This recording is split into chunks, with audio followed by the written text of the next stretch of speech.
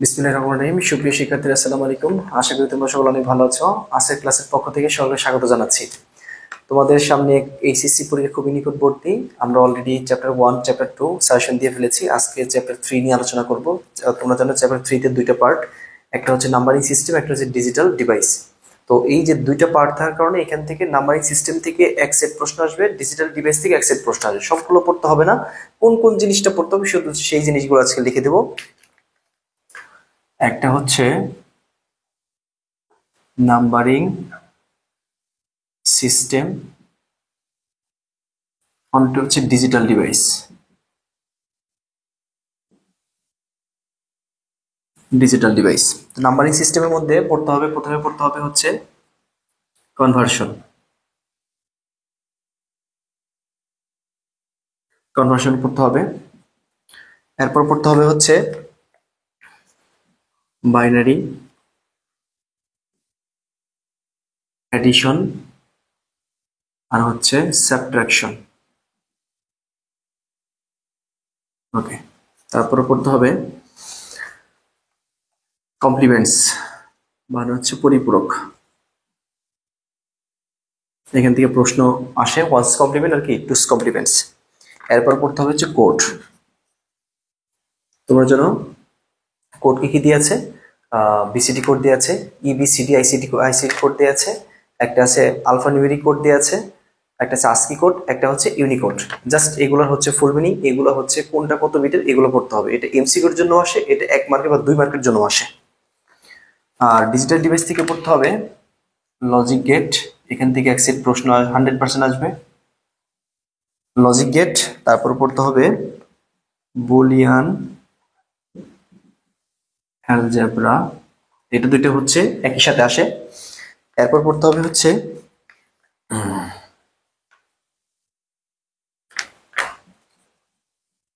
Encoder decoder, তারপর হচ্ছে Eder. ওকে, তো এখানে হচ্ছে দুইটা পার্ট দেখিয়েছি, একটা হচ্ছে নাম্বারিং সিস্টেম আর একটা হচ্ছে ডিজিটাল ডিভাইস। তো নাম্বারিং সিস্টেমের মধ্যে সবচেয়ে বেশি যে নাম্বারিং সিস্টেমটা আসে সেটা হচ্ছে যে কোনো নাম্বারিং সিস্টেম থেকে ডেসিমেলে কনভার্ট। এই জিনিসটা তোমরা একটু হচ্ছে গুরুত্ব সহকারে হচ্ছে শিখবা, কারণ হচ্ছে ডেসিমেলে কনভার্টটা খুব বেশি আসে। ওকে, এরপর হচ্ছে অন্যান্য নাম্বারিং সিস্টেম, যেমন হচ্ছে হেক্সাডেসিমাল কনভার্ট আসে, বাইনারিতে কনভার্ট আসে। আচ্ছা, তো বাইনারি এডিশন ও সাবট্রাকশন কেন, বাইনারি যোগ বিয়োগ কেন? কারণ অনেক সময় কি করতে বলে যে দুটি সংখ্যার মধ্যে পার্থক্য বের করো যোগের প্রক্রিয়ার মাধ্যমে। সেখানে আমাকে কি করতে হয়, পরিপূরক পদ্ধতিতে যোগ করতে হয়। যদি বাইনারি যোগটা আমি যদি না শিখি, বাইনারি বিয়োগ যদি না শিখি, তাহলে এটা আমি কিন্তু ম্যাথটা করতে পারবো না। এরপর হচ্ছে কি কোড। কোডটা আমাদের এখান থেকে পড়তে হবে। এখান থেকে আমাদের ক মার্কেও প্রশ্ন হয়, এখান থেকে আমাদের হচ্ছে 2 মার্কেও প্রশ্ন হয়, খতেও প্রশ্ন হয়। তার মানে কি একেও আসতে পারে, আবার কি 2ও আসতে পারে। 100% এখান থেকে প্রশ্ন পেয়ে যাবে তোমরা। তো এখানে কি আছে, এখানে আছে কি, এখানে আছে হচ্ছে বিসিডি কোড, একটা আছে ই বি সি ডি আইসি কোড, তারপরে হচ্ছে আস্কি কোড, এটা আসে আস্কি কোড, আর কি ইউনিকোডটা আসে।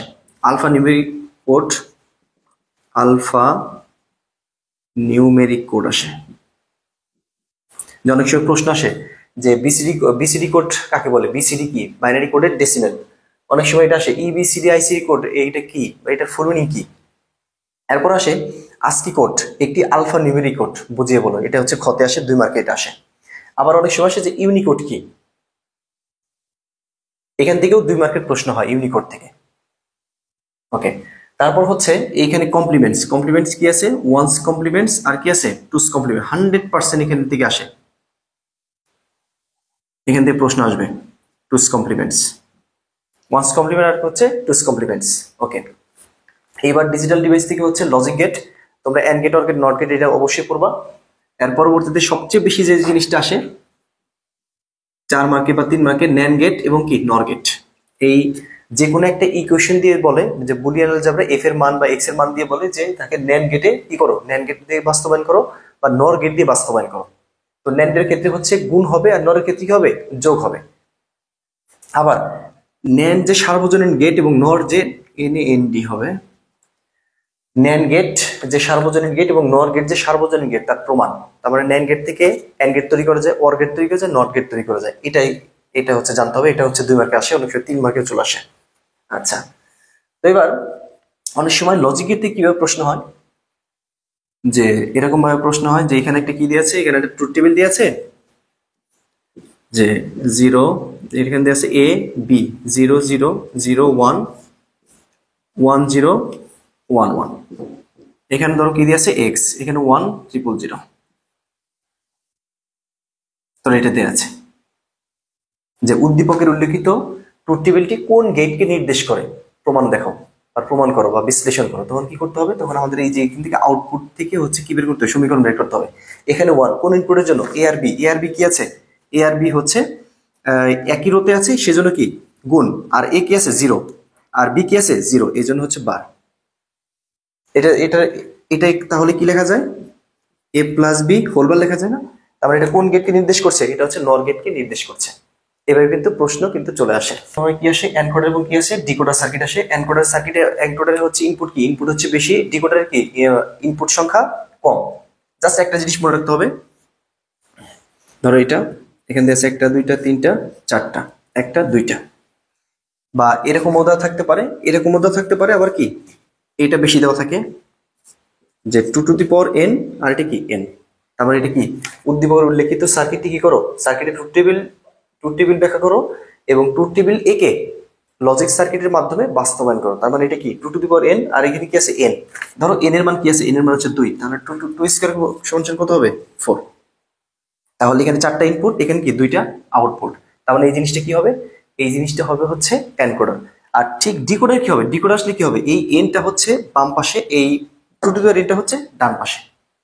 আচ্ছা, তো অ্যাডার, অ্যাডার হচ্ছে হাফ অ্যাডার, হাফ অ্যাডার আর কি ফুল অ্যাডার। এখানে হাফ অ্যাডার ফুল অ্যাডার বাস্তবায়নটা এটা হচ্ছে একটা কমন, এটা এটা আসতে পারে, আবার শুধুমাত্র হাফ অ্যাডার আসতে পারে, আবার কি ফুল অ্যাডার আসতে পারে। তো হাফ অ্যাডার কিভাবে আসে, হাফ অ্যাডার সেইভাবে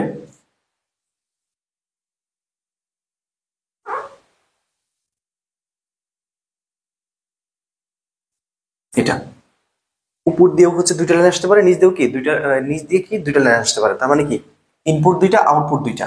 তার মানে আমাদের হচ্ছে এটা কি, এটা হচ্ছে আমাদের এনকোডার। আর যদি সরি, এটা হচ্ছে আমাদের হাফ অ্যাডার। আর এটা যদি ফুল অ্যাডার আসে, তার মানে এটা কি হয়ে যাবে, এটা হচ্ছে 3টা হয়ে যাবে।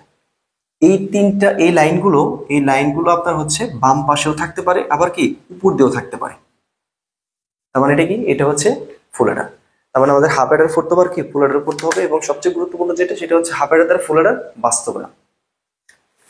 তো এই জিনিসগুলো যদি পড়া হয়, এই জিনিসগুলো থেকেই হচ্ছে 2 সেট প্রশ্ন কমন পড়বে, এখান থেকে 10, এখান থেকে 10। আশা করি তোমরা সকলে বুঝতে পেরেছো। আজকের ক্লাস এই পর্যন্তই, পরের ক্লাস দেখানো আমাদের রইল। আল্লাহ হাফেজ, আসসালামু আলাইকুম।